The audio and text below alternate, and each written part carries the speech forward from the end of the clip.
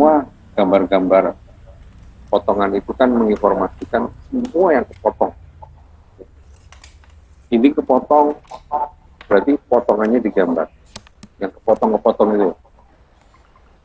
Jadi kalau dinding kepotong, kalau di arsitektural, itu nggak cuma di blok. Tapi kalau di struktural, digambar dinding kepotong. Jadi elemen materialnya itu digambar. Beton itu teksturnya seperti apa? Digambar. Kayak jaringan, potongan beton kayak apa? Itu digambar seperti itu. Fondasi juga begitu terlihat gambar. Kalau di arsitektural bisa enggak digambar juga. Karena kita hanya bikinnya desain, nggak sampai struktur tanah itu digambar. Malah justru di sini harus jelas.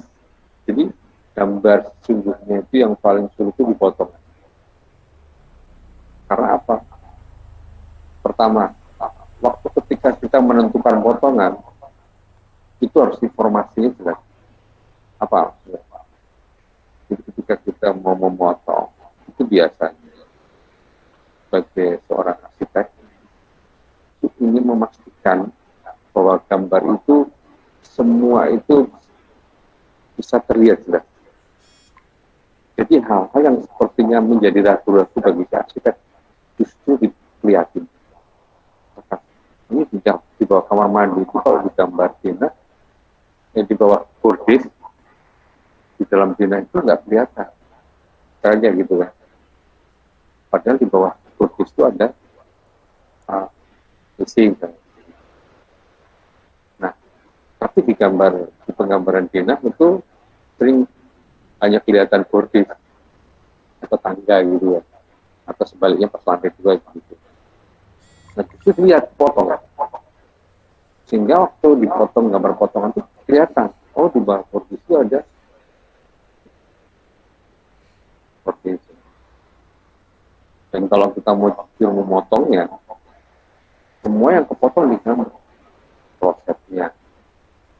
Itu sama pemipaannya kalau masuk. Karena potongan itu sebetulnya melihat semua. Ini kan kalau gambar manual begitu ya. Kita kan masih manual. Ini tidak berlaku di menggunakan software yang apa itu BIM ya. Kalau BIM ini udah nggak ceritain. Artinya kan kalau di BIM itu kan semua terintegrasi dalam satu gambar 3D. Mau dipotong kayak apa aja ada bisa dilihat gitu. Karena kan 3D ya. Bahkan pipa-pipa ketemu pipa yang lain itu udah digambar ya tinggal lihat bisa semuanya berkoordinasi integrasi. Nah, tapi dalam saya ini sekarang dilihat gambar ya. Jadi potongan itu memang menggambarkan termasuk jadi intinya adalah di situ informasi yang paling kuat itu memahami hubungan ruang. Cina itu juga terjadi hubungan ruang. Tapi di sini lebih jelas lagi. Karena kita tinggal memotong dari mana ke mana. Di arsitektur itu, di perancangan itu justru boleh membuat zigzag juga. Jadi misalkan jenahnya itu lurus, kamar tamu, kamar tidur, kamar apa gitu. Kita boleh menghindari tidak harus horizontal. Ini melintang zigzag. Kalau kita motong di kamar mandi, belok lagi kamar mana. Sudah kemana boleh. Karena untuk menjelaskan lebih jelas. Kita kan potongan tergantung garis potongannya kan. Lurus atau belok-belok gitu. Itu boleh. Intinya adalah ingin menjelaskan sesuatu yang belum jelas di gambar Cina. Jadi harus ada potongan. Di sini juga ada nama ruang. Biasanya penulisannya itu di bawah fondasi. Lantai 1, yang kepotong itu ditulis namanya. Ruangnya apa?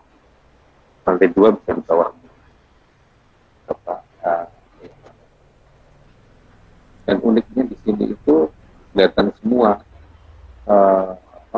elemen. Jadi gambar gambar yang di sini coba baik, genteng, balok, tembok, rank, musuh, semua itu elemen itu ditulis. Ini elemen atap. Sampai dalam misalkan ada gunung-gunung, ada rimbal, ada plak lantai, karena sampai keramik, kamar mandi ukuran berapa. Jadi di sini itu ditulis semua elemennya, selengkap-lengkapnya. Jadi bedanya potongan di situ, ya kan? Jadi kalau kita bikin bina horizontal gitu, nggak ada hubungannya kan? Kita dipotong tahu hubungan lantai satu, lantai dua, tahu elemen komponen-komponen di dalamnya. Kalau mau sempurna lagi, ya selain elemen jendela pintu, ya meja dapur dan sebagainya, furniture. Cuma furniture itu biasanya kelebihannya itu interior. Ruang interior itu karena tidak bicara cuma lima elemen ya, dinding, lantai, plafon sama fungsinya. Ada furniture juga. Kalau di sini gambarnya bisa nggak sampai plafon juga ditulis gambar. Sampai ke pondasi atap lantai ukurannya berapa, rinci gitu loh potongan. Dari sini kita punya gambar, makanya pertama Dina tanpa potongan. Jadi udah lihat semua ini kalau udah sampai potongan itu. Rumah itu udah untuk kelihatan semua. Sehingga kita ketika punya rencana-rencana apa, itu dijelaskan di potongan bisa. Terus saya kepengen motong ya, kamar mandi sama dapur. Kelihatan ketinggian lantainya berbeda. Bahan keramiknya berbeda dengan bahan keramik kamar mandi dan di dapur. Jadi potongan itu sebenarnya informasinya rinci. Bisa struktural, bisa arsitektur tadi itu menyederhanakan. Karena plat lantai di blok, dinding di blok hitam gitu ya. Tapi informasinya tetap hanya penggambaran.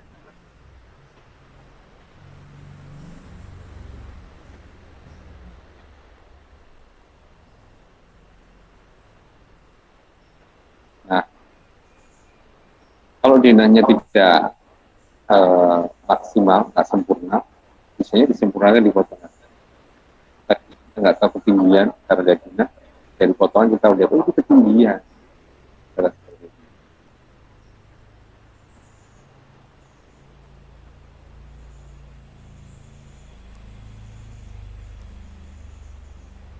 Bahkan di potongan itu bangunan yang tertutup di belakang itu bisa dibuat keberadaannya, dan kita menggambarkan garis imajinya bahwa di sana itu ada benda entah apa gitu ya, bisa digambarkan nanti. Itu bisa juga.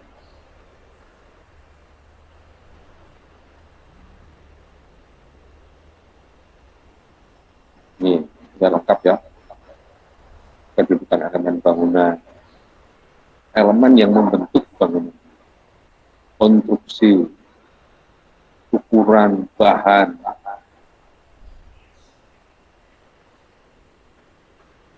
Jadi memang di potongan ini lebih rinci semua. Semuanya rinci.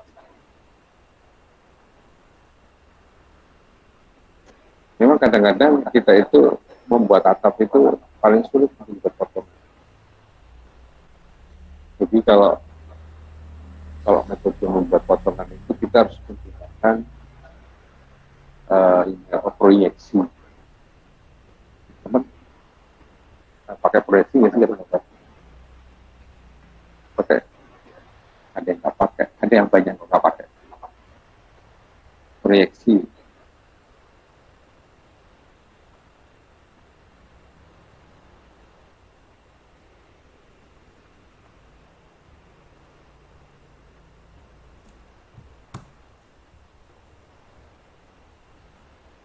Nah, untuk menjelaskan semua bangunan kita bisa menggunakan arah potongan yang kita inginkan sesuai dengan apa yang kita mau jelaskan.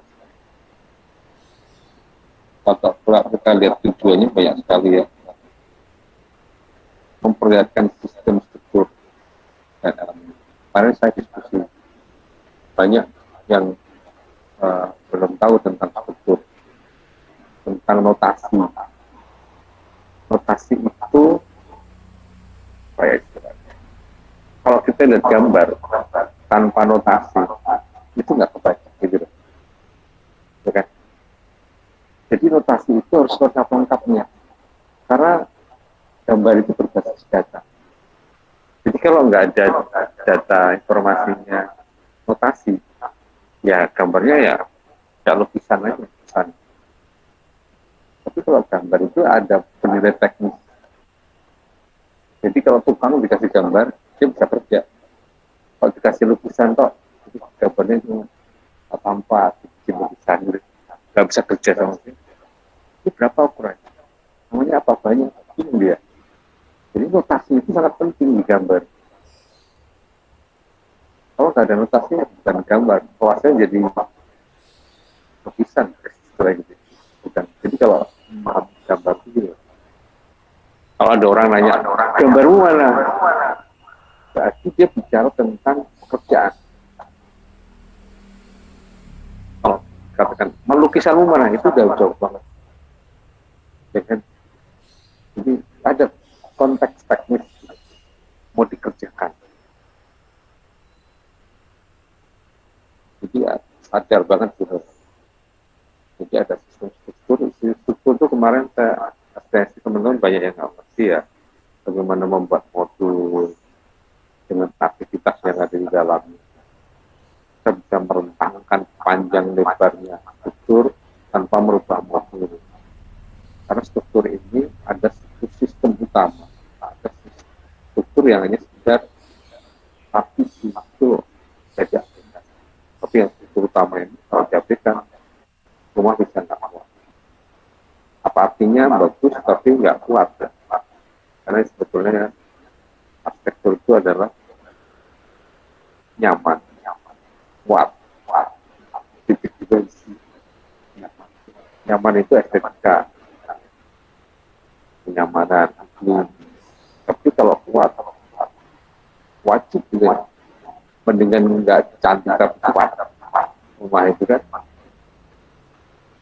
ya bukan begitu juga, karena kita bicara tentang seni bangunan. Kemudian di sini tujuan mengingatkan konstruksi antar elemen. Konstruksi itu sambungan.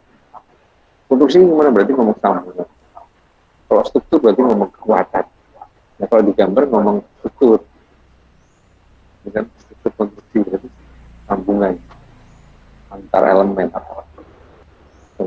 Kolom, balok, lantai, empat lantai,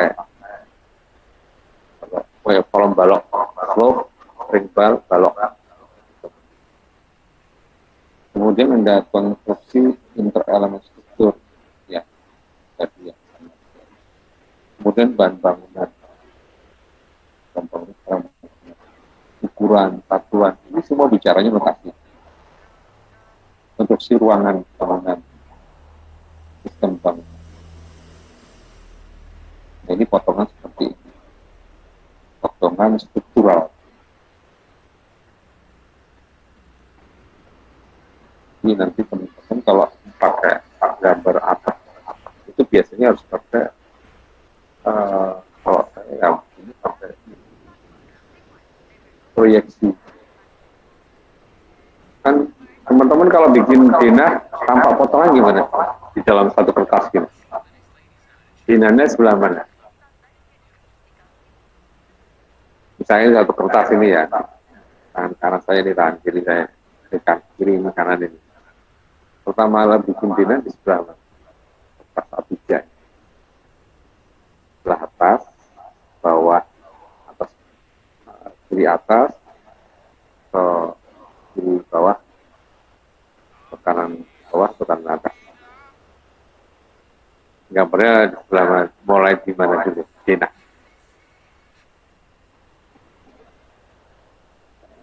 dinahnya. Ini kan satu kertas ini bisa dinah tanpa potongan. Bukan lebak ya. Di bawah. Ya, itu dinah. Kalau tanpa depan,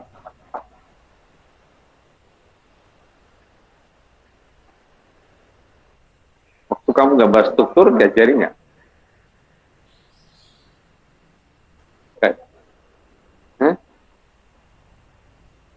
Satu gambar, satu kertas. 120, 150. Dina sendiri, tampak sendiri gitu.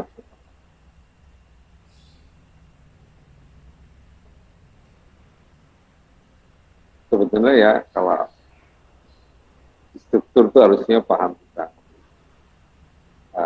proyeksi dulu. Jadi proyeksi kita itu menganut proyeksi Amerika, bukan Eropa. Jadi gambarnya itu, Dina itu bisa di atas kiri atau di bawah kiri. Jadi kalau kita udah bikin Dina di bawah kiri, tampaknya harus di atasnya. Kan ditarik gitu. Ya kan? Oh, digiat. Ya proyeksi. Proyeksi ortogonal lah. Tampak samping di sini. Kanan tampak samping.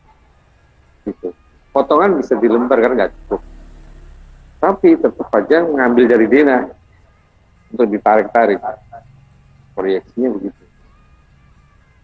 Kalau nggak pakai itu, cross-checknya juga bingung. Karena pakai skala yang sama. Terus kemarin ada singgung notasi yang 1, 2, 3 sama huruf. Ya kan? Ada yang belum paham ternyata. Itu adalah koordinasi kolom. Kolom di bawah sama kolom di samping. Lihat. Jadi misalkan 1, 2, 3. Berarti sini A, B, C. Jadi kalau misalnya saya mengecek kolom 2D, 2D berarti cari ini 2, ini D. Ketemu. Ya kan? Untuk ngecek itu. Waktu kita ganti layer ke lantai 2, kertasnya beda. Tetap aja ketahuan gitu. Di lantai 2 ada nggak kolom 2D? Oh, nggak ada. Sudah nggak ada kolom 2D. Jadi terkoreksi semua gitu. Nah itu informasi. Jadi berbasis data gitu. Kalau gambarnya salah, nggak ada notasi ini bingung untuk cek projectnya gitu. Ini datang ini huruf ini ada di bawah. Potongan modal ya. Potongan tetap muncul huruf karena dia juga menginfokan kolom yang nggak ada hurufnya ya, angkanya, maksudnya angka gitu.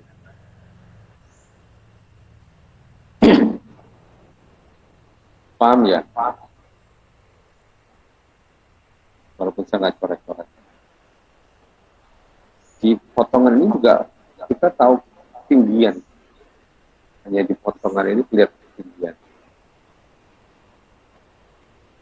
Kalau kita menggambar potongannya pakai proyeksi, akan mudah lihat.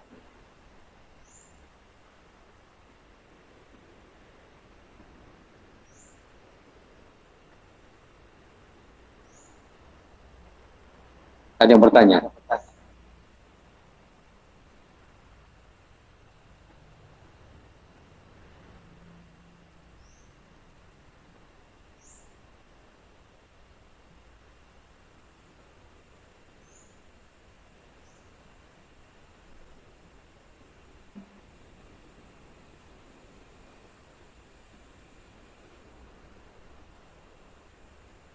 Nah, ini lebih jelas gambar.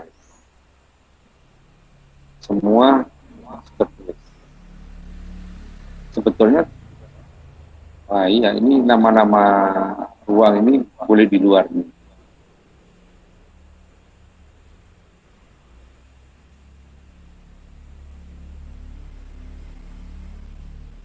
Potongan paling sulit. Tapi kalau kita pakai BIM ya udah nggak masalah. Pakai digital.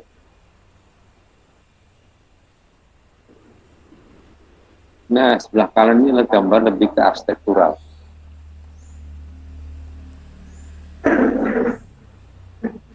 Lebih menarik ya. Nah, di bawah ini arsitektural, sebelah kanan bawah. Yang sebelah kiri bawah itu lebih ke interior. Biasanya orang interior itu mintanya potongan tampak. Jadi dari potong dibikin tampak. Apalagi dibikin tampak itu perspektif. Jadi ruangnya itu kelihatan 3 dimensi di potongan-potongan itu. Itu lebih real lagi. Tapi itu hanya presentasi visual yang sudah jadi gitu. Tapi secara teknis ya arsitektural sama struktural.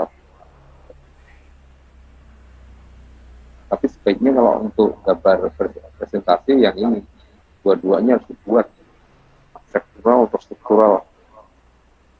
Di tugas akhir itu dalam presentasi ke dosen waktu sidang itu kebanyakan tidak menarik karena yang ditampilkan itu struktural.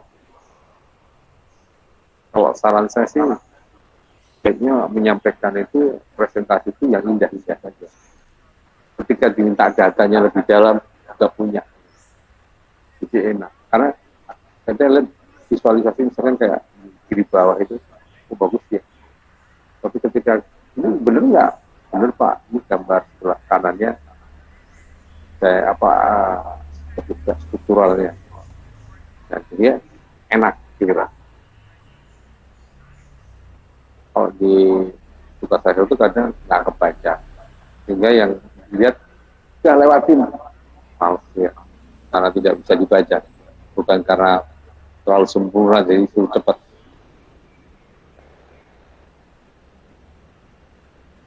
Nah ada lagi kita kenal adalah ini lebih kepotongannya lebih kecil lagi. Ini biasanya lebih teknis banget ya, karena memang kebutuhan untuk tukang lebih.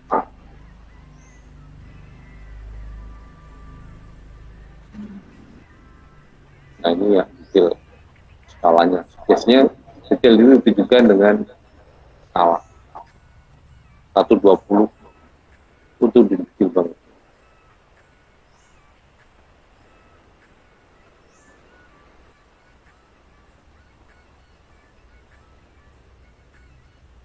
Jadi seperti saya sampaikan tadi, ketika kita mau memutuskan memotong, kita bisa menjelaskan tempat-tempat yang memang bisa karena istimewa, bisa karena memang butuh pemahaman. Ya, arsitek kan ada dua hal itu. Kan kalau kita mau membuat orang yang banyak itu, ingin menunjukkan karya kita di dalam satu perancangan itu kan selalu ada yang bagus ya. Ada nggak sih? Kamu nanti bikin yang bagus kan? Aku pengen di ruang tamu itu begini. Atau saya kepengen di kamar begini loh. Jadi unik gitu. Orang lain nggak pernah buat. Itu penting. Karena di dalam sebuah karya arsitektur itu harus ada yang spesial bagi kita. Betul-betul original. Ya kan? Itu nanti saya minta next ya, karena saya minta istilah arsitektur. Istilah arsitektur itu poinnya itu. Mana originalitasnya? Anggaplah satu rumah ini semua kamu nyontoh dari internet. Tapi ada nggak yang betul-betul kamu berpikir gitu? Bukan cuma mengejar menggambarkan pengalaman visual di luar sana.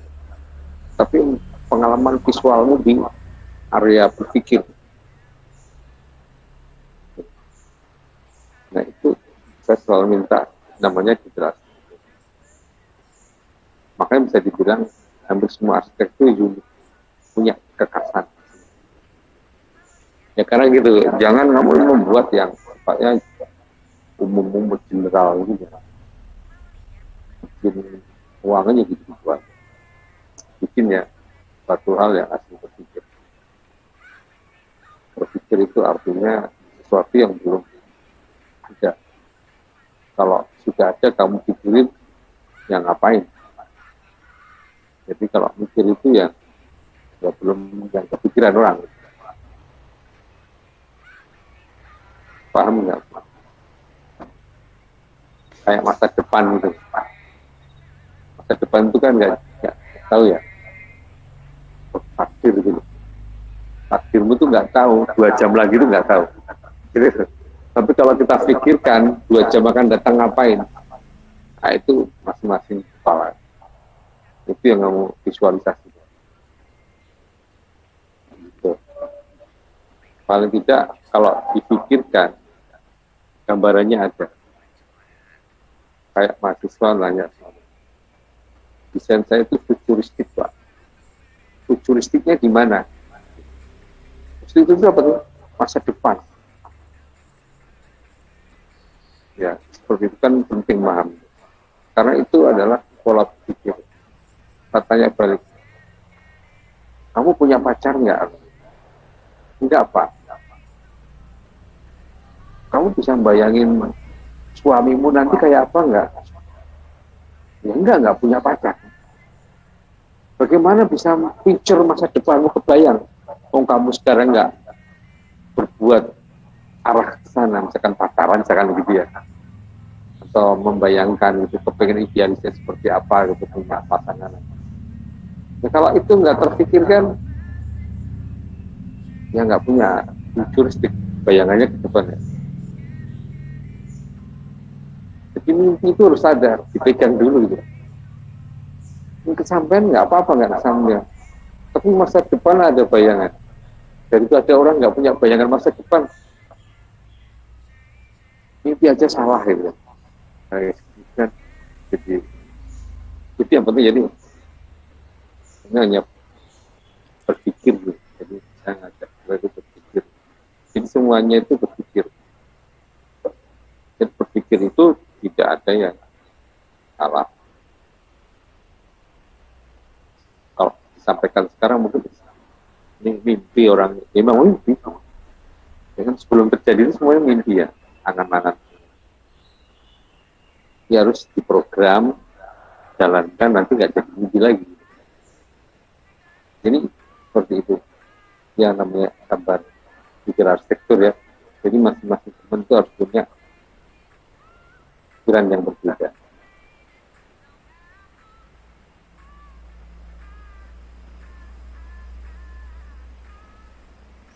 Ada pertanyaan? Ya, motong gitu-gitu aja gitu kan, temunya.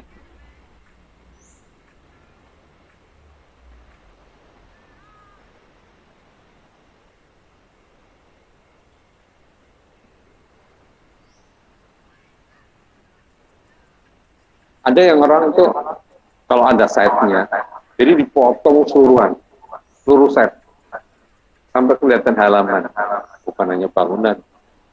Kalau bangunan itu kesannya memotong dinasto, tapi kalau satu set kita memotongnya sama, misalkan ada kemarin yang apa, ada kolam renangnya gitu ya.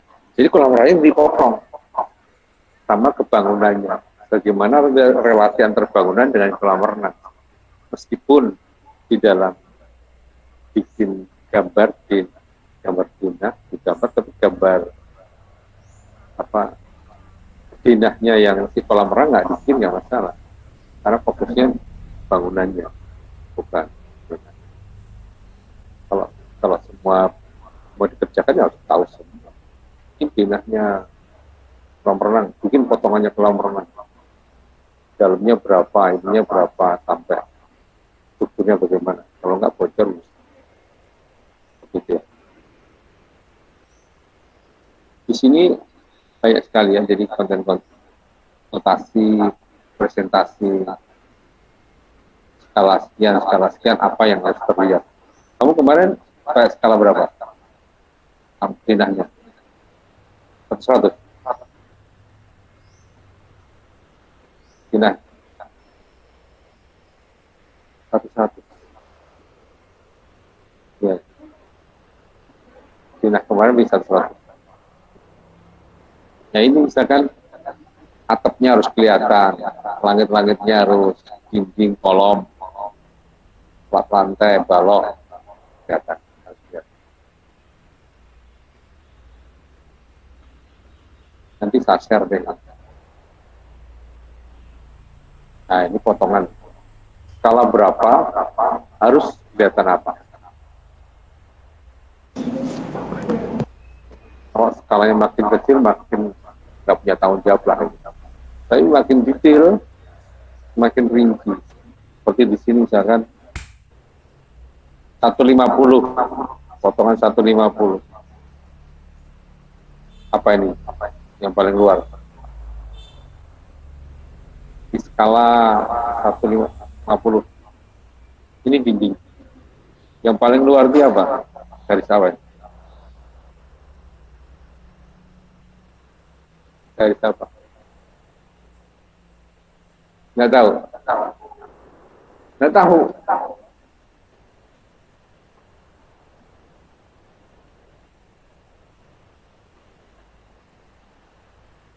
Ini apa ini? Ya. Ini garis nih, garis paling luar nih.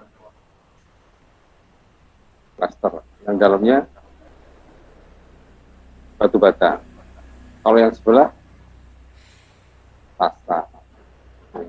Tip. Lurus ya. Nah, ini pintu juga digambar.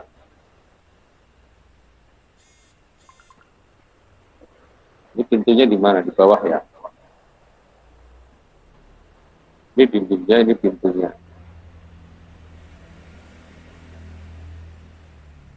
Ini jendela. Jendelanya di mana? Luarnya sebelah mana ini? Kiri apa kanan? Yang kanan apa yang kiri? Jendelanya yang kanan apa yang kiri? Kacanya di sebelah mana? Sebelah kanan ya? Jadi di keluar sana ya. Nah ini tangga, potongannya balok-baloknya ini potongan semua. Jadi ingat yang di atas sana berarti yang di atas itu yang sebelah belakang.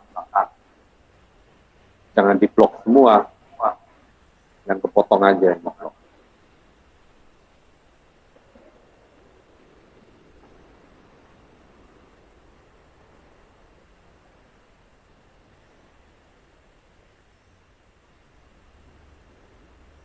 Oh kayak, jadi gitu.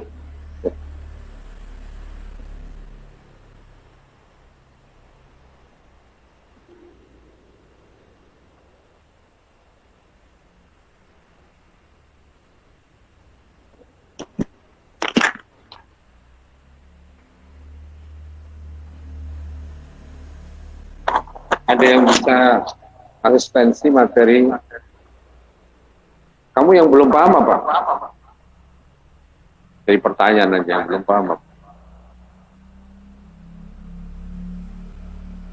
Kasih tahu saya coba belajar.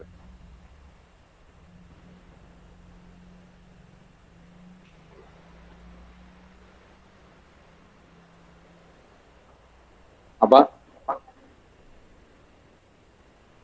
Simulasi di program ruang. Kemarin itu gini. Jadi kan teman-teman kan udah bikin program ruang. Terus kemudian kan itu kan cuma elemen pengisinya, furniture-nya ya, sama dimensinya ya. Sebetulnya di dalam standar itu sudah include, sudah ada dari suatu paket gitu. Tapi saya ingatkan ya, kamu studi banding, kamu juga melakukan standar, ada standar. Jadi literaturmu itu ada dua, studi banding sama standar, ya kan? Standarnya dari UFED, misalnya, data arsitek. Terus studi banding itu dari bangunan apa sama bangunan apa, gitu ya. Jadi kamu semua punya dua. semua literatur, ya kan? Misalkan membuat kamar tidur, itu punya dua contoh, satu data arsitek, satu literatur dari survei maupun literatur dari internet kayak gitu. Terus kamu punya kamu sendiri, pikiranmu sendiri. Ini di blended gitu. Kamu pengen yang kayak apa? Ada sumber begini, kamu kepengennya kayak apa? Kan pertama kali kamu punya pengen itu bersinergi, bukan? Literaturnya juga sebetulnya kepengen yang kamu cari. Terus standarnya juga yang kamu pengen cari. Jadi ini tiga informasi ini semua yang kepengen dicari. Kan gitu ya. Paham nggak maksudnya? Saya kepengen membuat yang modern. Saya harus cari contoh-contoh kamar tidur yang modern. Saya juga cari data arsitek yang bicara tentang kamar yang modern. Kayak gitu. Jadi tiga ini semua informasi yang sama-sama yang kita ingin. Baru kita lebih mudah membuat satu kesimpulan. Berarti modern itu begini loh. Dari tiga hal ini saya disimpulkan. Ya kan? Keinginanmu itu adalah final. Akan mengintervensi literatur sama si data arsitek tadi. Karena kamu arsiteknya. Kamu bahkan bisa melawan semuanya itu. Literatur doang. Tapi dengan cuma gitu doang. Aku mau buat sesuatu yang berbeda. Tapi berbedanya dengan menengok literatur sama data arsitek tadi. Gitu. Bukan terus nggak lihat sama sekali. Jadi bisa membuat sesuatu yang berbeda karena melihat yang sudah ada. Nggak mungkin membuat yang baru tanpa melihat yang sudah ada. Pasti ada, selalu begitu. Di dunia akademik selalu begitu. Nggak boleh kita itu PD dengan sendirinya membuat anggapan ini yang baru. Selalu berangkat dari yang sudah ada. Dan kiranya kita itu pembohong. Nah, seperti itu caranya. Nah, kita ketika menentukan hal yang baru, itu sebetulnya kita lagi jadi arsitek. Enggak. Balik lagi ke program ruang. Di program ruang itu kamu udah dapat lagi kontennya isinya data arsitek sama hasil survei literatur tadi studi banding. Jangan sampai studi bandingmu itu hanya sekedar jalan-jalan, tapi nggak memberi kontribusi di dalam membuat program ruang. Ketika sudah masuk ke sini, kamu menentukan saya harus bikinnya kayak apa. Termasuk tadi ada berapa persen sirkulasi. Silahkan. Tapi ketika saya membuat, itu sudah final. Sumbernya dari mana? Dari saya sendiri. Dari juga literasi, status, dan juga dari survei. Sayangnya, teman-teman ini tidak mengoptimalkan hasil survei. Hasil survei sebatas produk pengetahuan saja, tanpa menjadi referensi menimbang hasil. Kalau bisa itu, saya nggak berani masukkan di program ruang, di tabel itu. Karena memang kamu garing di survei. Kan saya awal-awal tuh cerita, kalau kamu survei, seakan-akan seperti membuat. Seperti kamu. Sekarang kan membuat tapak. Kemudian bisa buah. Bangun di dalamnya juga ada hubungan uang, semacam itu ya. Sampai ketemu dimensi. Bisa nggak kamu survei bikinnya gini? Survei ke tempat analisis tapaknya. Ya kan? Seperti kamu membuat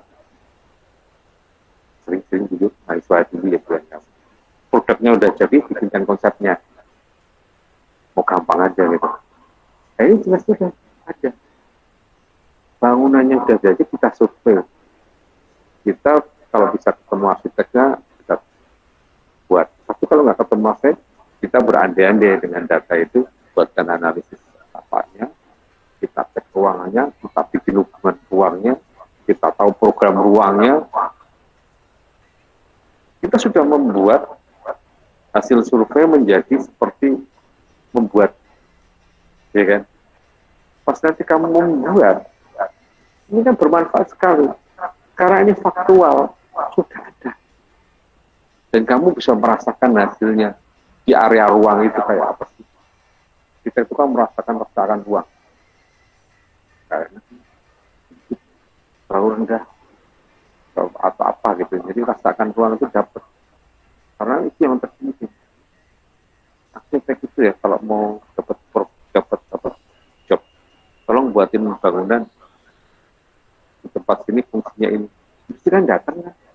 Lokasi nggak mungkin nggak. Bukan cuma ya udah. Pusatnya aja tak gambar dari sini. Enggak. Gitu. Itu tugas SK1 mungkin gitu ya. Gak bersurvei. Itu harus survei. Merasakan pagi, siang, sore. Rasanya itu ya paruh kayak meditasi lah, bertapa gitu. Rasakan atmosfernya itu. Sampai ke aroma-aromanya. Paling enggak ini aromanya bau banget. Oh, mbak taunya sebelah sana itu bandar banget. Tempat buang sampah gitu. Kalau sore itu anginnya kan dari atas ke bawah.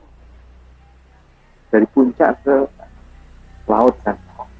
Jadi aroma sore itu cepet arena enggak enak.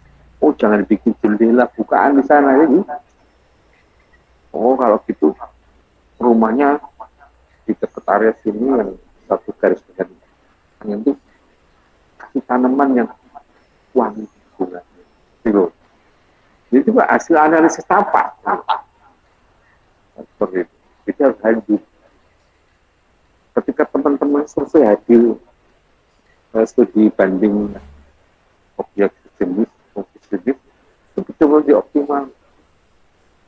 Tanpa pengetahuan ini gambarnya susah juga.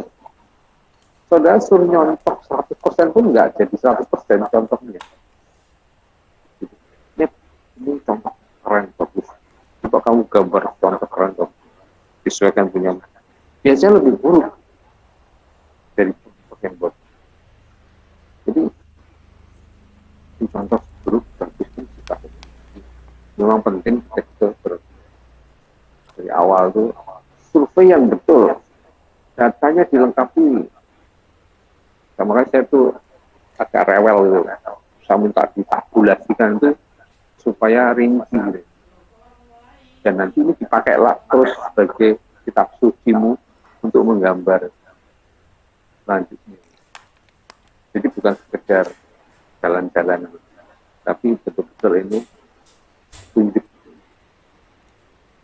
di sini. Jadi kalau kita nggak memahami petunjuk ini langsung gambar, berarti waktu melakukan kehidupan itu nggak punya hidayah, nggak dapat petunjuk gitu. Kita kan harus mencari petunjuk dulu kan. Kalau manusia berdoa gitu ya, minta petunjuk. Kalau kamu cari petunjuk, kalau petunjuk tidak dicari, ya nggak dapat petunjuk. Petunjuk itu ya dicari, diminta gitu. Baru kita dapat. Berani nggak itu tanpa petunjuk? Terlalu resiko. Jadi belajar juga butuh ada guideline-nya, pengerasnya. Jadi sebetulnya di awal-awal itu nanti SPA 2 ya, kalau masih ketemu saya, bikin guideline, bikin apa panduan itu dibanding yang sempurna. Itu bisa jadi buku juga. Simpan kamu pernah bikin buku analisis tentang bangunan itu. Tapi versimu ya. Orang lain cara pandangnya berbeda. Kadang-kadang saya juga membutuhkan informasi di luar itu. Ada nggak orang yang menulis tentang bangunan atau membuat penelitian atau kritik arsitektur yang mengkritisi tentang karya itu. Kumpulkan semua itu informasi, Karena itu menjadikan acuan kita untuk Iya petunjuk bener kita lagi. studi selanjutnya. Jadi ngomong tentang program orang jadi ngomongnya kemana-mana. Ngomong Tapi apanya aku lagi makan. jadi itu mungkin jawabannya soal sirkulasi tadi. Jadi jangan kita kepakulasi sirkulasi itu maksimal 20%. Itu seperti anak TK terkunci. Kalau menurut saya ya nggak apa-apa. Bagi pedoman itu komando, apapun ini gitu loh, nggak boleh. Tapi ketika kita sudah mulai berkembang berpikir, nggak harus gitu dong. Orang ini keluarga saya ada yang berkebutuhan khusus, manuver aja pakai kursi roda repot misalnya gitu. Atau nanti udah tua harus pakai kursi roda. Jadi serba ada kemungkinan gitu. Jadi gitu kalau misalnya, jadi suka-suka kamu tapi terukur gitu. Jadi bukan, jadi gini, kalau saya tuh sering ngasih tahu dan tugas saya dia itu, semua yang kamu pelajari itu yang belum dibuat ya, itu hanya pedoman. Bukan berarti itu terkunci dan harga mati gitu, enggak. Itu sangat lumer gitu. Karet bisa ditarik sana sini. Itu hanya pedoman, literatur gitu loh. Standar itu uh, kamu mau nggak tak kasih nilai standar? Nggak mau. Standar itu seperti itu. Ambang batas bawah. Kalau atasnya bisa maksimal. Kamar itu berapa sih? 3x3. Dengan perkembangan furniture sekarang ya 4 itu single ya 12 ya. Jadi seperti 3x3 pas-pasan. Kalau di bawah itu gimana? Ada pembantu di rumah saya tak kasih gede lagi. Itu literatur kasta. Nggak dikenal di arsitektur literatur kasta. Arsitektur itu literatur standar manusia. Kalau dia manusia ya ikutin. Kalau dia binatang ya silakan. Tapi nggak ada standar binatang. Jadi ikutin standar manusia. Mau pembantu mau apa nggak ada standar kasta. Seperti itu. Nah, itu minimal 3x3 12. Jangan dikurangin. Ditambahin boleh. Kamar pembantu 12x12. Senang mesti dia. Kok lazim apa enggak? Jadi kita itu bisa berpikirkan. Kalau di atas sambang itu ya yang lumrah-lumrah.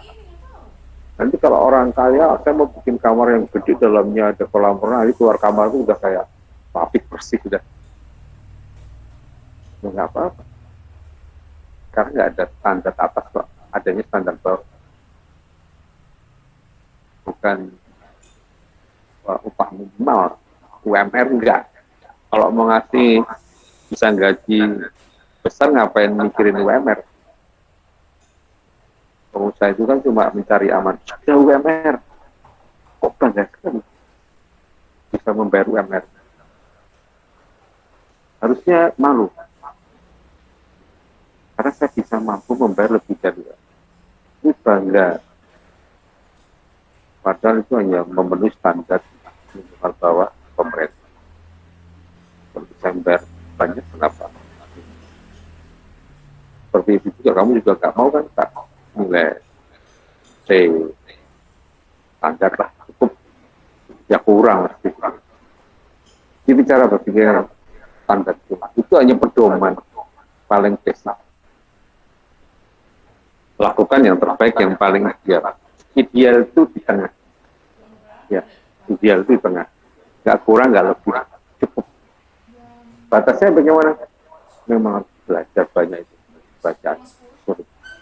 Seperti kamu bicara misalnya, rumah sederhana. Itu mesti pemikiranmu, ini rumah itu di bawah standar. Ya. Ini rumah rusun sederhana. Mesti jelek.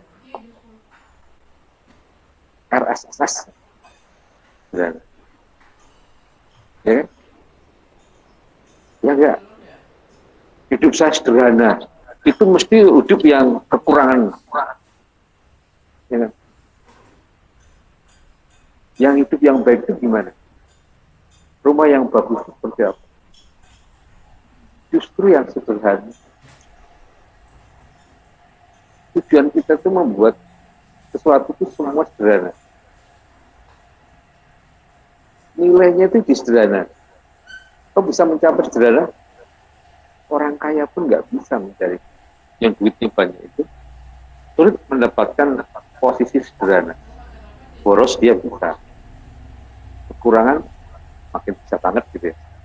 Tapi untuk sederhana di tempat yang tepat, ya, jadi sederhana itu seperti memenuhi kebutuhan, tidak kekurangan. Bahasanya itu ketercukupan. Ya. Nah, jadi sederhana itu adalah tingkat tertinggi, tapi sering diartikan kalau menurut saya ini istilah orang berbeda. Karena Nabi pun misalnya kalau saya punya kiblat, Nabi itu hidupnya sederhana. Udah tinggal. Apa dia miskin? Ya enggak. Kalau itu harga, dia bisa berkorban sampai ratusan, kan gitu.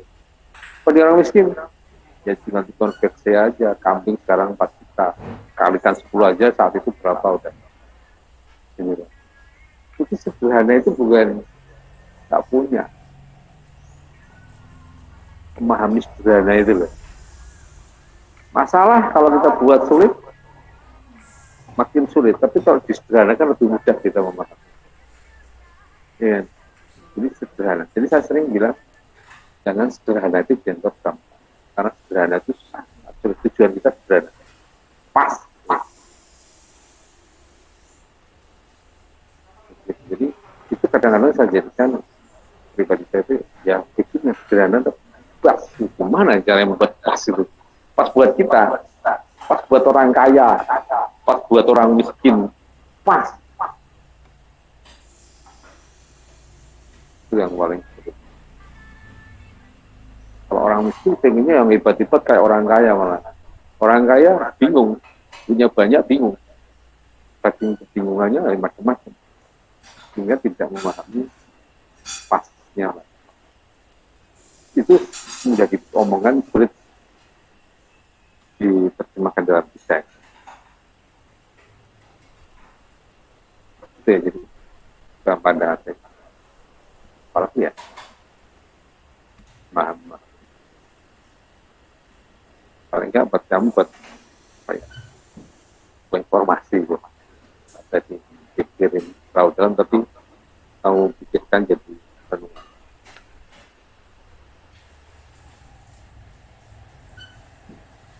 Ada lagi soal tadi sirkulasi harus berapa? Ini agak sedikit bertentangan dengan teman-teman dosen lain. Nanti kayak pakai format 20. Dulu saya juga gitu, 20%. Tapi tak pikir-pikir, ya kebutuhan masing-masing ruang loh. Begitu. Harusnya kita bisa bersendirikan. Saya kan gambar, saya yang arsitek, saya yang tahu kebutuhannya. Gitu. Tapi teman-teman kadang-kadang butuh angka yang pas. Persis 20 apa 30. Butuh yang presisi nih pas. Apa kata dosennya benar gitu. Nggak ada yang benar, semua dalam konteks kebutuhan. Itu pedoman ambang batas bawah. Jadi, kalau benar itu sebenarnya relatif kan. Jika kita bicara tentang ruang, tapi ingat ya hati-hati karena memang siapa yang kita buat itu berdampak kepada orang. Harus hati-hati kalau kita bikin tempat tinggal. Kalau bikin bangunan publik saya kadang-kadang nggak kepikiran, tapi kalau bikin rumah itu karena bisa membuat perubahan secara sistematik pola hidupnya, Mas. Itu loh. Misalkan kamu salah meletakkan flash saja, maaf ya, kalau kita bercebong air kayunya di sana gitu, kalau salah sampai ke kiri, itu kita sudah ngambilnya begini. Bisa jadi itu pakai kidal. Itu sampai ya tua, jompo dan meninggal pakai kiri itu gimana? Merubah. Itu sepele, tapi kadang-kadang sering balik-balik gitu. buka pintu. Ini buka pintunya kemana? Ke dalam ya. Pakai tangan apa? Kiri ya. Kalau kanan susah ya, malah nggak bisa ya. Kalau dari luar ke sana pakai tangan kanan. Nah ini gimana caranya biar kalau bisa itu ya pakai tangan kanan. Bisa nggak sih sebetulnya? Saya yang begitu. Kalau buka pakai tangan terus keluar juga pakai tangan kanan bisa nggak? Apa harus digeser? Jadi pakai tangan kanan terus. Karena kita pegang apa? Buka sini, buka sini. Itu sepele-sepele merubah perilaku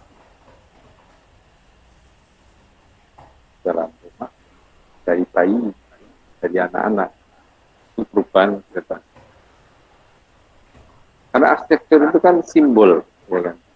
Waktu kamu masih kecil, kamu tahu itu jendela, itu pintu dari mana?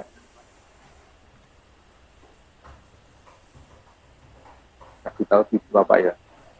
Yang kotak seperti itu namanya pintu, kan gitu.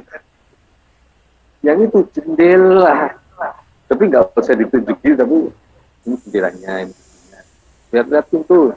Jadi dia ngasih tahu, di mana-mana kalau dia ngeliat kayak gitu masih kecil kita, itu pintu itu jendela. Jadi seperti bikin simbol tadi loh, ya kan?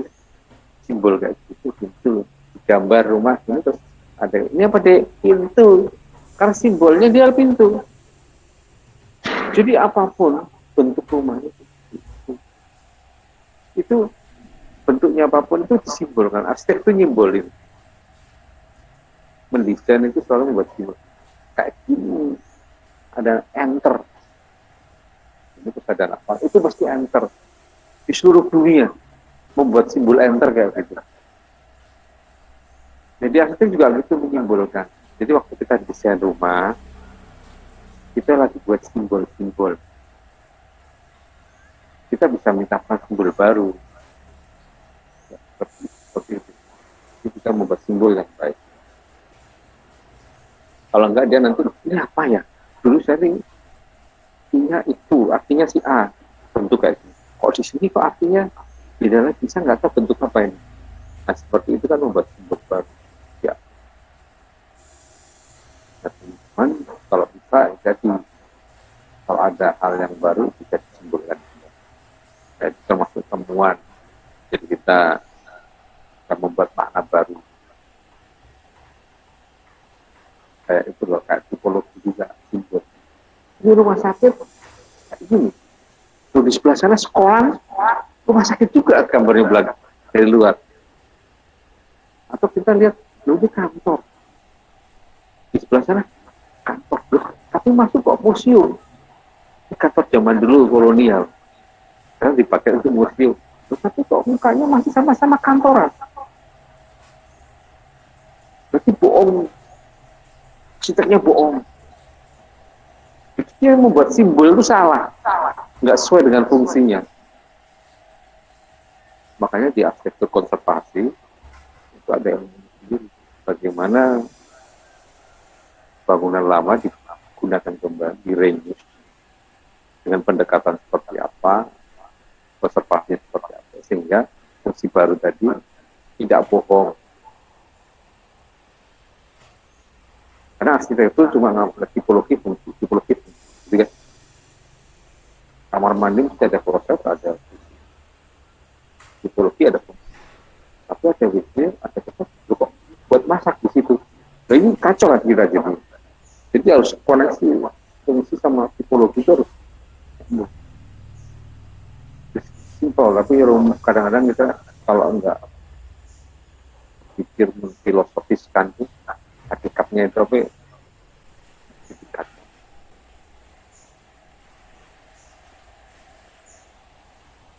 Apalagi tanyanya jadi lebih enak tanya yang nggak tahu apalagi ya kita kan cuma tinggal 2 kali pertemuan kepengen yang nggak tahu nih biasanya nggak utang kalian itu pas gambar mesti malam hari itu banyak masalah tapi pas ketemu saya pura-pura nggak ada masalah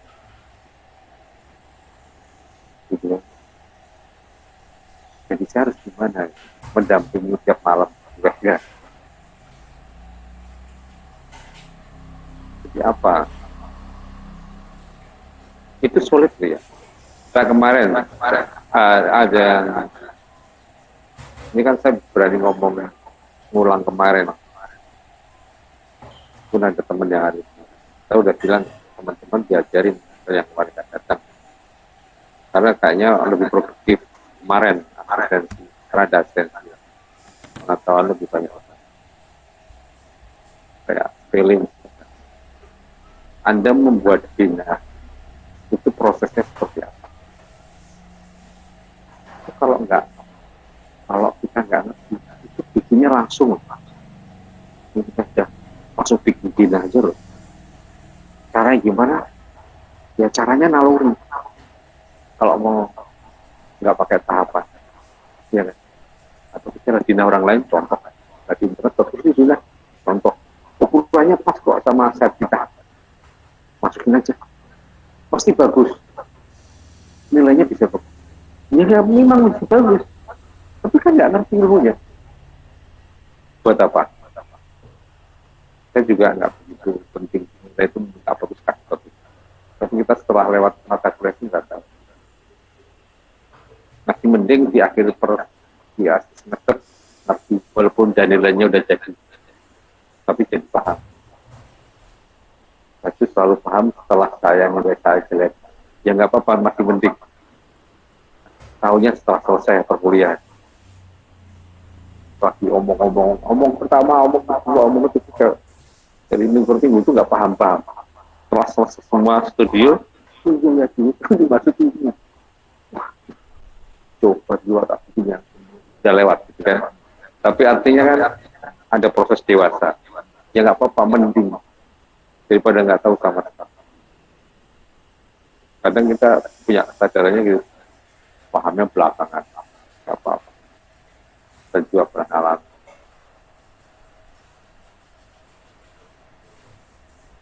Ya, jadi gitu. Jadi, ada yang bertanya?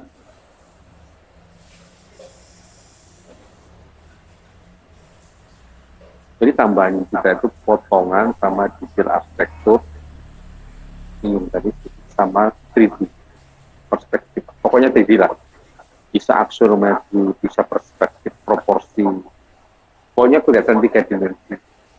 Panjang, lebar, tinggi.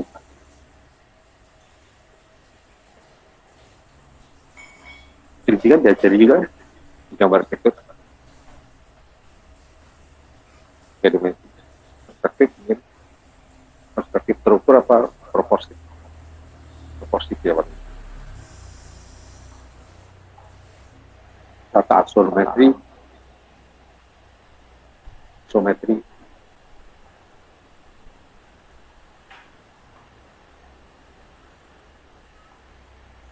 apalagi kesulitannya waktu malam-malam gambar itu ya Mbak.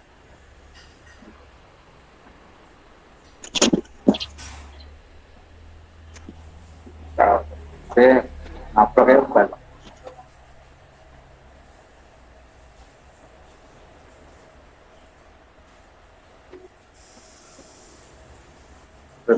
Ya berarti kan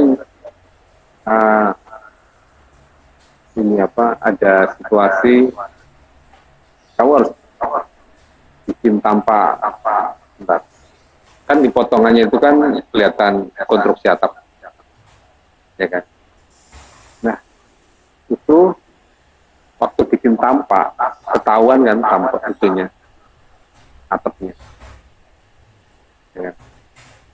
Nah ketika tahu atapnya itu baru didefinisikan mana balok tarik, mana balok pakai bajaringan. Nah, kalau pakai bajaringan, kamu lihat pelajari konstruksi bajaringan. Itunya kremonanya itu. Kenapa? Iya, itu kremonanya. Ya. Kalau cuma begini gampang. Banyak contohnya, banyak banget contohnya kalau cuma kayak gunung gitu lah. Tapi kalau sudah dimodifikasi miring begini, terus agak begini kayak rumah kebayanya Pak Tawi itu, begini terus datar begini, memang agak rumit. Apalagi kalau misalkan perisai, itu agak rumit lagi karena ada posisi pertemuan ya perisai, tahu kan? Perisai, atap perisai itu loh, yang limasan begini aja kan. Kalau perisai itu ada apa jurenya itu loh, jure luar yang gini depannya gitu. Kayak kamu sudah dari mana? Di Depok. Atapnya itu kan lurus, di atas itu kelihatan garis gini terus buka dua gitu. Ya kan? Itu perisai. Nah itu yang buka dua itu, jadi garis begini terus buka dua gitu. Ini yang susah ini kalau digambar. Karena ada kuda-kuda, misalkan kamu motongnya itu pas ternyata atapnya nggak utuh, ya kan? Itu kan susah itu. Jadi motongnya pas miringnya, jadi kita gambarnya pas jatuh terpotong miring itu. Jadi kalau dilihat kadang nggak enak. Digambar udah tak tutup ya. Nah itu digambar dulu tampaknya Mbak. Potong. Kalau di struktur, kamu diajari kuda-kuda nggak? Diajari kuda-kuda kan? Satu rumah itu kuda-kudanya ada berapa?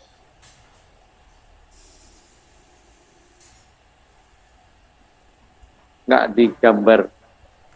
digambar hutan besarmu, ada berapa kuda-kuda? Bukan berapa macamnya, bukan macam. Bangunanmu struktur apa? Struktur bangunannya apa tugas besarnya? Rumah tinggal 2 lantai. Kayak kuda-kuda kan? Kuda-kudanya mesti lebih dari satu kan, naruh-naruhnya gitu. Ya kan? Iyalah. Gitu. Kalau rumah itu kan nggak mungkin pakai satu kuda-kuda. Ya kan mesti tahu kuda-kuda nggak sih? Atap itu kan? Ya, itu kerangkanya atap mesti ya sini ada kan gitu. Sini bisa jadi ada kan. Kalau pakai baja ringan bisa per 120 cm. Itu satu kuda-kuda kan, rapat. Kan gitu. Ya kan? Nah, kamu motongnya di mana misalkan? Misalkan motongnya ke sini, susah gambarnya kan. Tapi kalau motongnya di sini, agak gampang karena ketahuan kuda-kudanya arahnya, mukanya. Kayak muka, tampak muka kuda-kuda gitu. Yang tinggal motongnya di mana? Hati dengan motong karena yang kepotong kuda-kuda juga. Banyak kadang-kadang tuh mahasiswa nyari gampang. Kita potong yang gambar potongnya gampang. Gitu. Yang penting target gambar terpenuhi. Gitu. Akhirnya yang digambar yang gampang-gampang itu. Padahal tujuan motong itu tadi ada sesuatu yang tersembunyi butuh dijelaskan di gambar. Itu jangan takut sulit ya. Tetap dicari aja. Kan itu kadang-kadang harus dibayangin. Karena gambarmu gambar 2 dimensi. Tapi kalau teman-teman gambarnya pakai program BIM, gambarnya 3 dimensi. Waktu koprak kayak apa udah jadi 3 dimensi, ya kelihatan dipotong sana, dipotong sini. Tapi pentingnya kita pikir manual sekarang ini, belajar manual mikir itu. Kalau setelah kita bisa manualnya sempurna, ketika kita main BIM, wah cepat sekali kita itu. Kan di kepala sini udah kebayang ya. BIM kita mikir itu 3 dimensi gitu. Malah kadang ada berwarna gitu kan. Mimpi titik berwarna gitu. Bajunya merah ya, tapi segitu tahu paham kan. Ini kalau mikir itu biasanya lebih seluruhnya.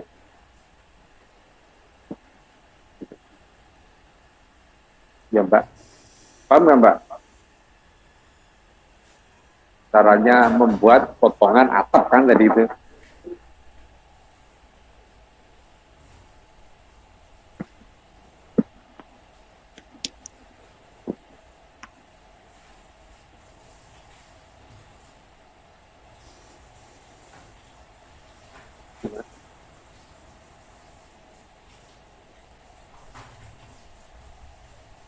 Kirim.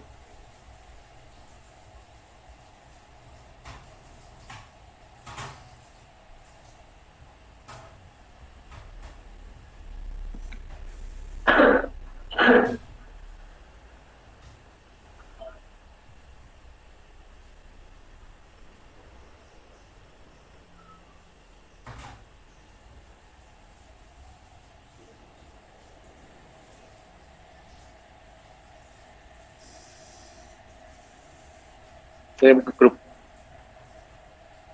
Ya temanmu yang di rumah lihat.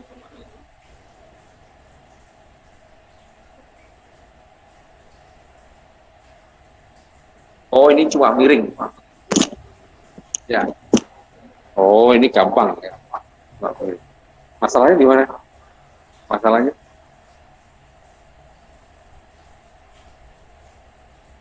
setengah benar.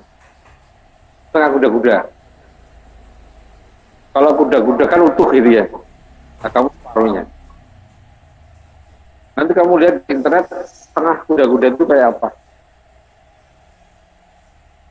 Jadi separuhnya itu.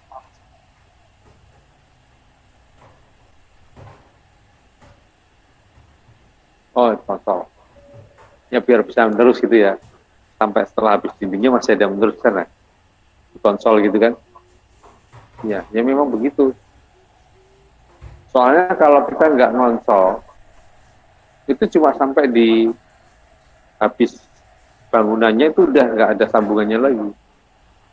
Sehingga kita nggak punya kritisan. Kalau mau diperpanjang ya, atapnya miringnya sampai ke bawah gitu kan, itu butuh di konsol. Konsol tahu nggak?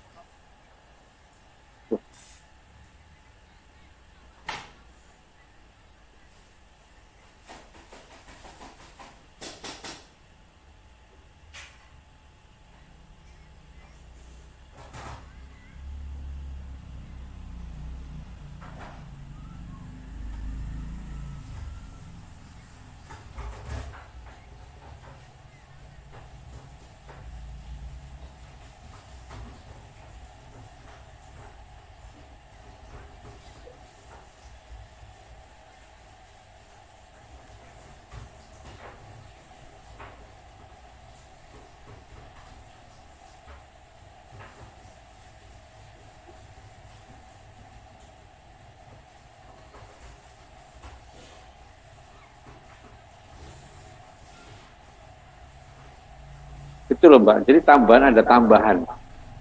Seperti kuda-kuda setengah juga, tapi di nempel ke dinding. Iya kayak gini coba ya. Bisa nggak ini disalin gambarnya?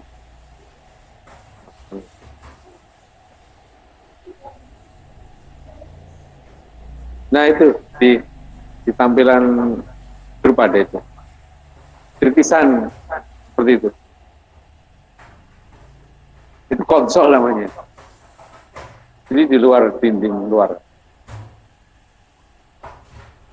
Ya. Kenapa? Panjangnya nggak bisa. Panjangnya itu kalau tritisan ya, tritisan itu 1,5 minimal supaya nggak tampias. Tapi kalau mau diperpanjang, kan ada juga yang bikin panjang. Nah itu biasanya uh, ya konsolnya gede jadinya. Tapi nanti mikirnya kemana-mana, jadi mikirnya jadi atapnya apa. Kalau kita nggak berani. Tapi kalau pakai bajaringan itu loh, kan atap ada bajaringan. Atau pakai fiber, yang enteng-enteng lah, itu masih berani. Jadi konsol yang punyamu yang di atas yang warna biru itu, hijau itu, diperpanjang di depannya kan maksudnya gitu. Ya diperpanjangnya dengan begitu.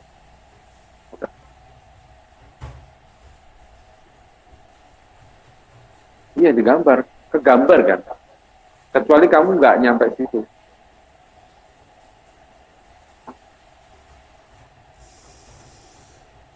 Ya. Ada yang nggak paham mbak?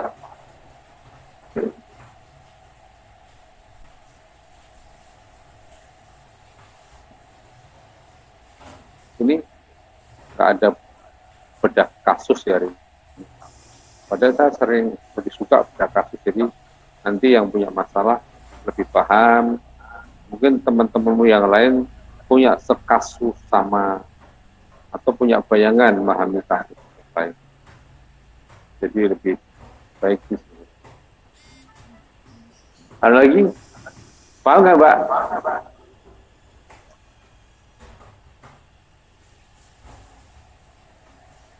Memang apa ya, kita itu kan tidak, kadang-kadang gambar tidak lihat lapangan gitu. Jadi hanya gambar-gambar aja. Nanti kalau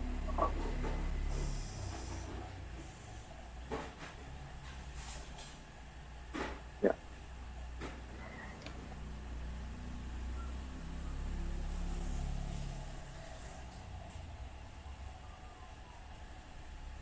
Iya, Pak. ya apa-apa. Siapa ini? Mbaknya ya? Oh, di rumah. Mau nanya tadi, siapa yang di rumah?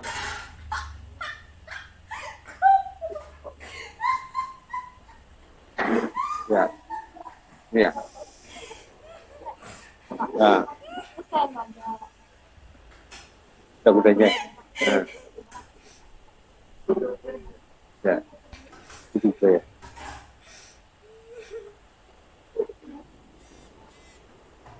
Ini ada pertanyaan seperti ada yang di dalam grup itu ya.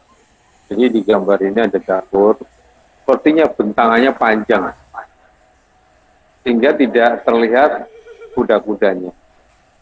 Pertanyaannya adalah, ini gimana cara bikin kuda-kudanya? Ini saya bisa perkirakan kuda-kuda ini jenis kuda-kuda bukan bajaringan. Saya kok yakin itu. Jadi dia menggunakan baja profil, baja yang profil itu yang I atau yang H itu loh, apa yang C kanal itu loh. Tapi yang dari besi betul, bukan baja ringan, baja berat, istilahnya gitu. Ya, sehingga itu berani jauh-jauh kan. Dan apa-apa. Cuma potongannya agak beda banget sama bajanya kan ada bentuknya. Ini lihat di baja profil, konstruksi baja, tapi jangan baja ringan, baja profil. Cari di internet gambar-gambar tentang baja profil. Itu nanti pakai baja. Di atas baja itu, yang konstruksinya baja profil.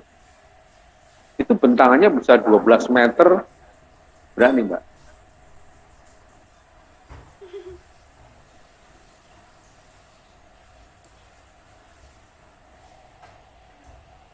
Bisa. Jadi cuma kuda-kuda sini, sebelah sana kuda-kuda lagi. Jadi ini kosong. Pakai besi, besi nggak panjang. Misalkan ini jaraknya berapa ini? 1, 2, 3, 9 meter. Ini satu kuda-kuda. Jadi langsung pakai apa balok terus baru reng. Langsung atap gitu loh. Berani. Karena dia memang kekuatannya kuat gitu. Kalau baja ringan tuh nggak berani, dia per 120 harus ada kuda-kuda lagi. Makanya kalau kita lihat baja ringan tuh rapat banget kan. Atapnya itu kuda-kudanya banyak banget. Apalagi misalkan atapnya gentingnya genting yang tebal, yang berat. Misalkan pakai beton itu udah harus kuat banget. Tapi kalau misalkan atapnya cuma atap pandek gitu yang model aluminium gitu apa tipis itu loh, baja tipis itu loh. Itu ya nggak ngefek karena itu enteng banget.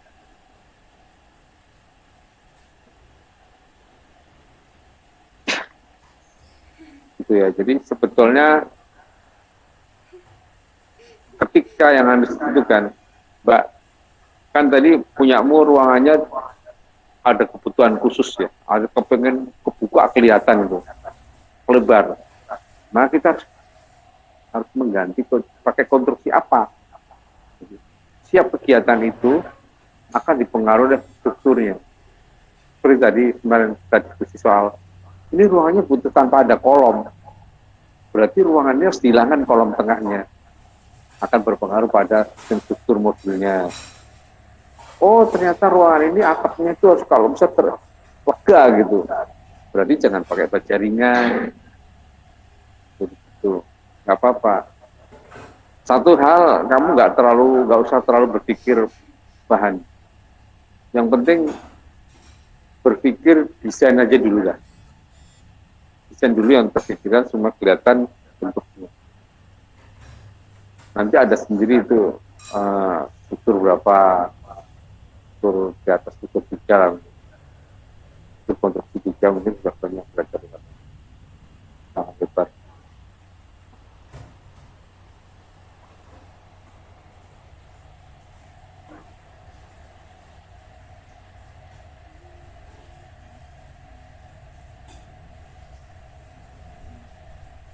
Menyesuaikan jaraknya apa maksudnya?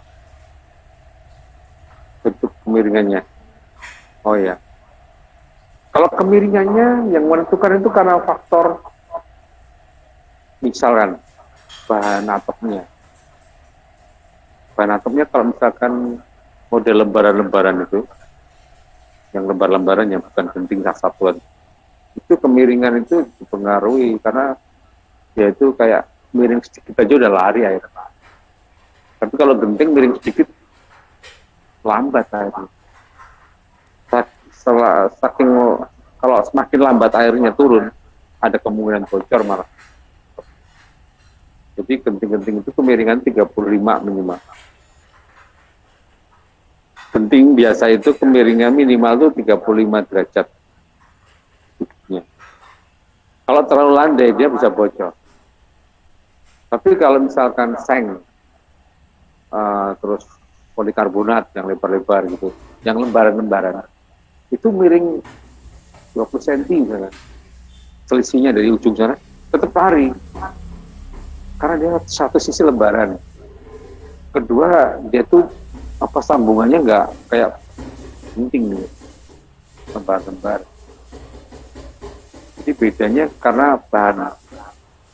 Terlepas ada unsur lain misalkan iklim.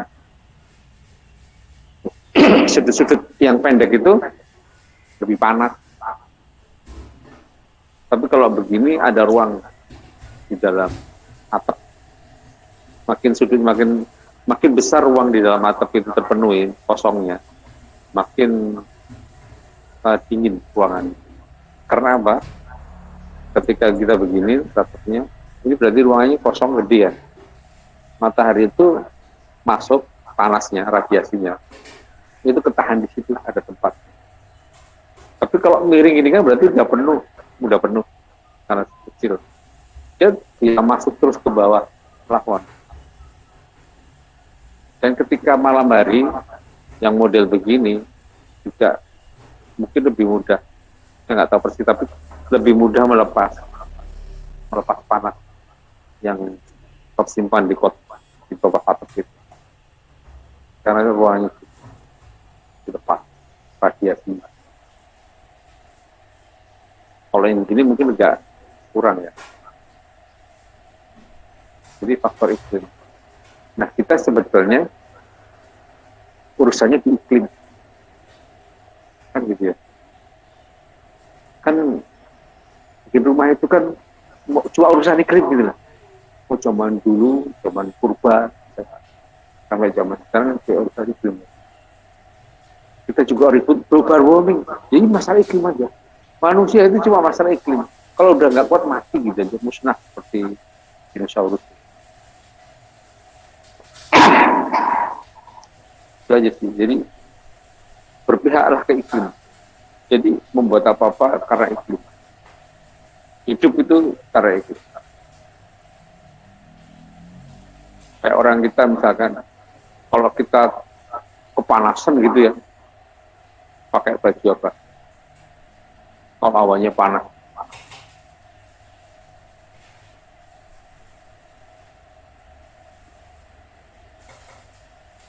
Ya mungkin kalau kita iklim tropis basah ya.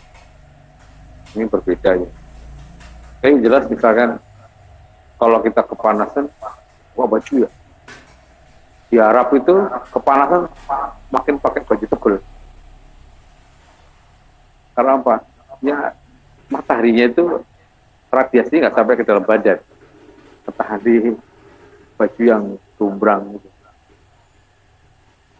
Selain itu anu ya, Anda kalau naik motor pakai jaket ya kan? Mesti ada yang komen kalau satu ketika kamu hawanya panas pakai jaket. Sama orang yang nggak pakai jaket mesti merasa panas yang nggak pakai jaket. Yang pakai jaket itu lebih dingin. Karena radiasi panasnya itu nggak sampai ke dalam badan. Gitu. Jadi ada perlindungan. Tapi yang buka baju kepanasan langsung kena kulit. Kalau saya mikirnya gitu, nggak tahu orang lain. Jadi ketika musim panas di luar gitu, terik matahari, kadang kita harus pakai baju tertutup. Bukan takut hitam, menghindari radiasi yang meluap. Ya, kadang-kadang kita kebalik-balik mungkin ya. Memang harus banyak belajar. Waktunya sudah 11:30. Coba satu kali pertanyaan, kalau enggak saya tutup. Bisa juga tadi di rumah ada yang teriak, Pak itu mau apa kelepasan. Sebetulnya manggil bapaknya di rumah bukan saya. Baik, tapi saya senang artinya Mas monitor ya. Kalau udah sepi semua kan jadi pergi kemana? Baik, kalau gitu ada yang lain lagi? Enggak ya. Jadi targetnya dipenuhi, kita masih dua kali itu. Jadi nggak usah nunggu saya ngomong. Kalau sama kecil juga bisa dikumpulin. Tapi mana manfaatnya? Nggak ada manfaatnya. Jadi Anda harus mendidik diri sendiri. Ini kurang 2 minggu. Hari ini sebenarnya potongan. Besok sudah bicara sektor. Minggu depan, minggu terakhir itu 3D perspektif. Sudah selesai. Kita nggak ketemu lagi. Ketemu di pengumpulan akhir semuanya. Dari awal semester dikumpulin semua. Dari TOR. Kumpulin jadi satu bundle. Di PDF kan. Itu nilai terakhir. SPA, nilai terakhir itu pengumpulan tugas. Bukan ujian utama. Ujian utama itu prosedur harus ikut, kalau nggak ikut nggak lulus. Tapi yang menentukan kelulusan tugas besar, tugas-tugas besarnya itu hari-harian mingguan itu yang sudah Anda buat itu, jadi tugas besar itu yang menentukan dari lulus. Saya yakin lulus semua, cuma nilainya berapa? Mata kuliah yang lain itu nggak sebanding dengan SPA. SPA kan saya gede, yang jadi mata kuliah utama di jurusan. Jadi kadang-kadang kita itu berani mengorbankan semuanya. Saya dulu waktu sekolah itu kuliah SPA, servis studio perancangan. Jadi semua mata kuliah itu ketemunya di SPA. Ilmunya itu loh, dipakainya itu di SPA semuanya. Jadi gimana kalau nilainya kurang bagus? Jadi kalau belajar urusan SPA nomor 1, yang lainnya bisa nomor 2, bukan menyampingkan. Jadi pengetahuan yang penting adalah mungkin bermanfaat, mudah-mudahan banyak bisa kita ada yang lakukan permasalahan tahu persis ya, dan mudah-mudahan teman-teman bisa benar-benar mengerti. Baik, kalau gitu saya akhiri perjumpaan kita hari ini. Kita ketemu di depan konteks yang lain. Sudah pada